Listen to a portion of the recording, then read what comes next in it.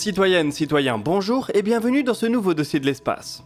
Au cours des 3 dernières décennies, une diversité incroyable d'exoplanètes a été découverte, ce qui a donné lieu à de nouvelles classifications.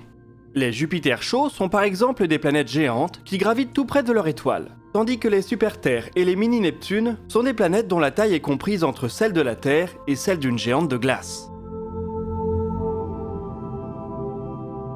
Mais il n'y a pas que la taille ou l'emplacement d'une planète qui peut être très différente de ce qu'on a l'habitude de voir dans le système solaire. Il y a aussi sa composition chimique. On commence tout juste à pouvoir analyser les atmosphères de certaines exoplanètes, ce qui réserve déjà des surprises. La planète WASP-76b semble par exemple soumise à des pluies de fer. En analysant la composition de certaines étoiles ou de certains disques protoplanétaires, il semble par ailleurs évident que des systèmes bien particuliers démarrent leur histoire sur une base chimique très différente de la nôtre. On peut ainsi imaginer que des planètes soient presque entièrement composées de fer, d'eau ou de carbone, ce qui leur offrirait des paysages très différents de ce qu'on a l'habitude de voir sur Terre, mais aussi sur Mars, Vénus et Mercure.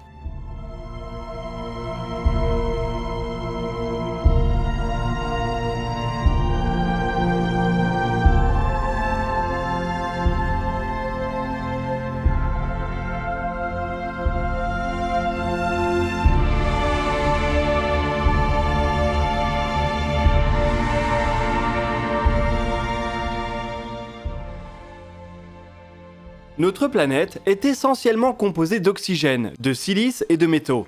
Il en va de même pour les autres planètes telluriques du système solaire, avec tout de même quelques variations. Il nous est ainsi très difficile d'imaginer une planète presque entièrement composée d'eau ou de carbone. De telles planètes ont cependant de bonnes chances d'exister réellement, ce qui pourrait déboucher sur des phénomènes assez incroyables. Une planète constituée en grande partie de carbone pourrait ainsi voir se former dans son manteau d'immenses couches de diamants, dont la masse combinée pourrait dépasser celle de la Terre. Il y a là de quoi faire rêver plus d'un bijoutier. Une telle planète a peut-être même déjà été découverte voilà 10 ans, et elle ne se situe pas bien loin du système solaire.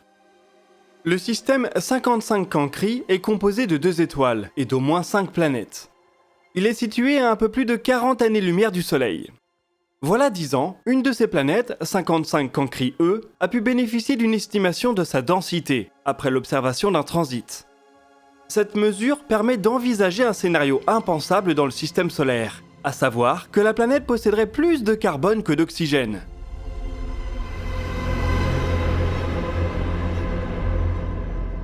Jusqu'à un tiers de sa masse serait ainsi imputable à des atomes de carbone.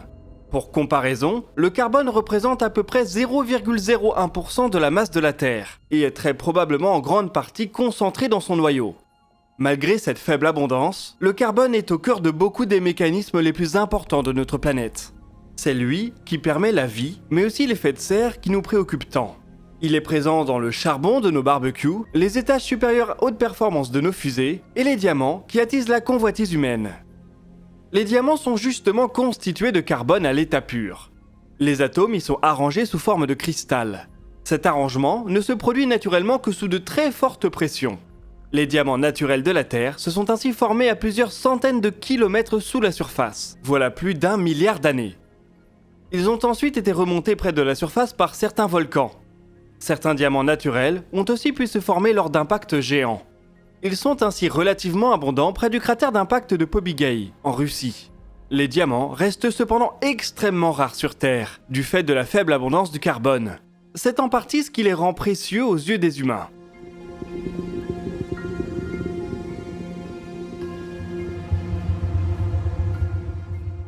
Sur une planète composée en grande partie de carbone, il faudrait cependant s'attendre à en trouver partout.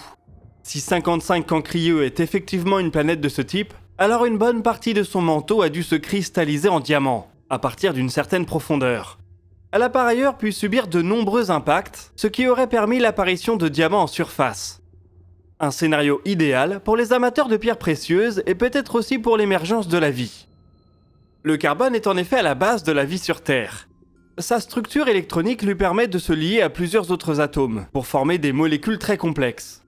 Sur cette chaîne de peptides par exemple, vous pouvez voir que les atomes de carbone, notés C, forment le squelette de la molécule car ils offrent de nombreuses liaisons possibles aux autres atomes.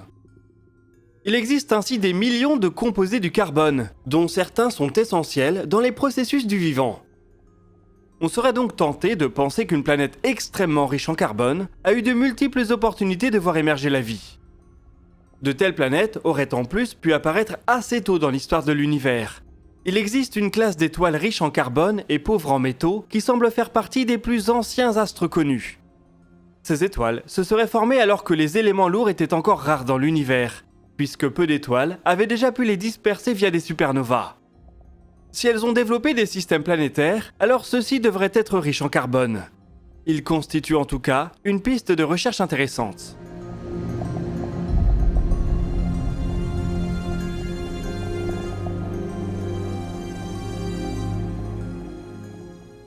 Si les planètes en diamant vous intéressent, alors accrochez-vous bien, car on va maintenant évoquer la possibilité qu'il existe des étoiles en diamant.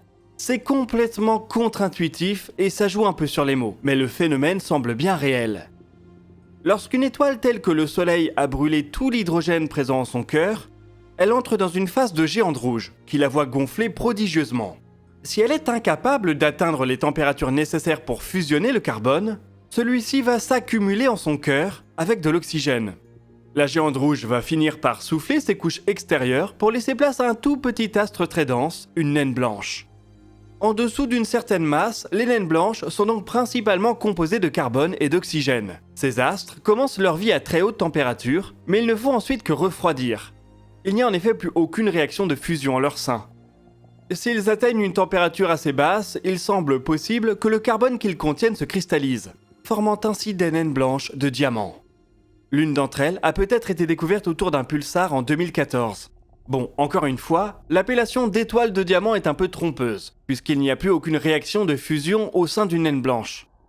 Les naines blanches susceptibles de subir ce phénomène seraient par ailleurs assez petites, de la taille d'une planète de type terrestre tout au plus. Bref, il semble en tout cas qu'il soit possible de trouver dans la Voie lactée des astres de taille planétaire qui soient en grande partie constitués de diamants.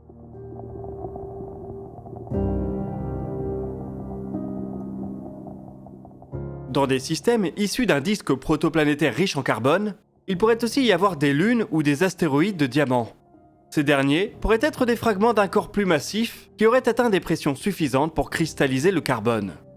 L'impact d'un astéroïde de diamant serait certainement un spectacle impressionnant. La diversité chimique qu'il est possible d'envisager pour des planètes ne s'arrête pas au carbone. Certains chercheurs pensent ainsi qu'il est peut-être possible de trouver des planètes presque entièrement constituées de fer, des sortes de super-mercure. La première planète du système solaire est composée à 70% de métaux, une proportion bien plus importante que pour la Terre. Dans certains cas, il est possible que des astres atteignent une proportion en métaux encore plus élevée. On en a même peut-être un exemple dans le système solaire. L'astéroïde Psyché, qui sera exploré au cours de la décennie, semble ainsi être dans ce cas. Il pourrait s'agir du cœur d'une protoplanète, dont le manteau rocheux aurait été arraché par des impacts. Il ne resterait plus que le noyau, presque entièrement métallique.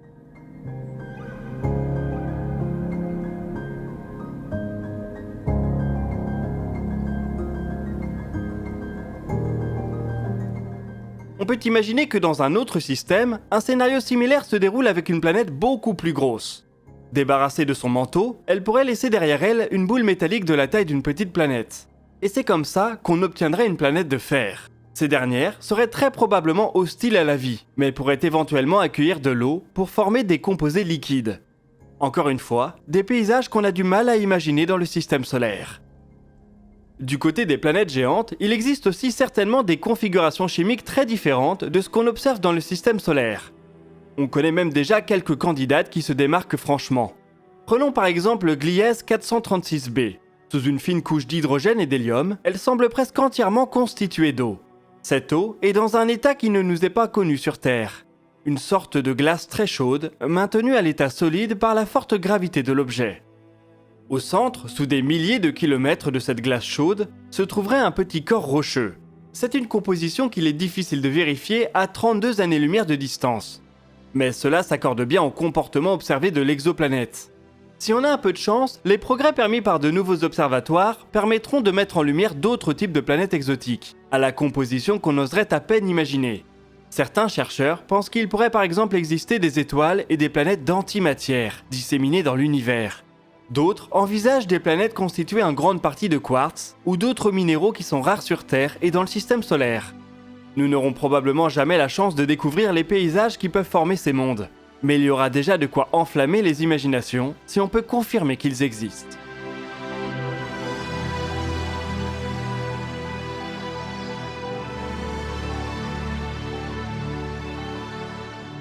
Nous voici en tout cas arrivés au bout de cette vidéo. Je vous invite à partager vos remarques et vos questions dans l'espace commentaire. Nous répondrons à certaines d'entre elles dans la vidéo qui sortira le dimanche 3 avril à 18h. Vous pouvez consulter la description pour retrouver des liens vers nos sources, nos réseaux sociaux et nos podcasts. Nous, on se donne rendez-vous la semaine prochaine pour un nouveau DNDE, et d'ici là, citoyennes, citoyens, portez-vous bien.